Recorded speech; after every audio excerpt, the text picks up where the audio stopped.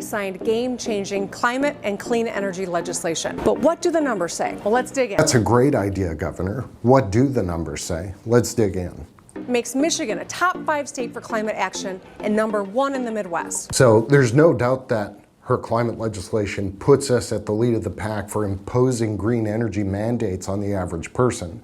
But what that does is increase the risk of blackouts and decrease reliability and increase costs. That's hardly something to brag about.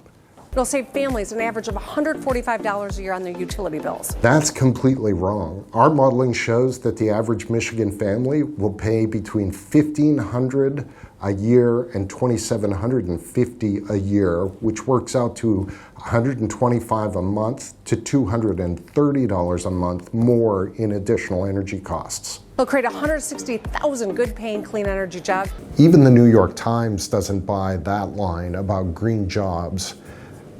The New York Times describes these green jobs as more akin to working in an Amazon factory or driving an Uber, where workers face long hours, limited benefits, no unions, and low pay.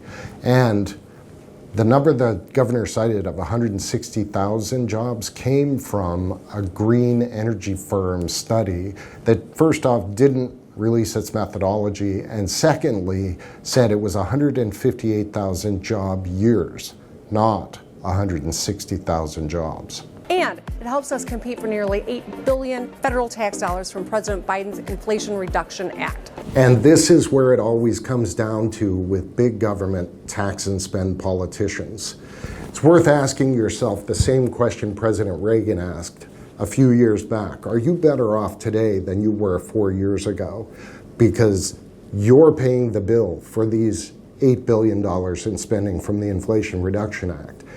You always pay the bill for this kind of government spending. Taking climate action is good for people's pockets, our communities, our economy, and our future. And this is the biggest misrepresentation in the governor's short video, because we've already described how the plan will pick your pockets. At the same time, it will lead to reduced reliability of your electric service, leading to blackouts for as long as 61 hours in January, when Michigan residents need reliable electricity the most. And then the worst part, to add insult to injury, this energy law will do effectively nothing to protect the climate. By the year 2100, if this bill is enacted and passed exactly as the governor expects, it could reduce average world temperatures by as little as 1/1000th of a degree Celsius. That's not even enough for most thermometers to measure. And the last bit on this is that if this plan was so great, it wouldn't have to be mandated. Energy mandates don't create jobs, and they don't lead to lower prices. They do the opposite. They kill jobs and raise prices.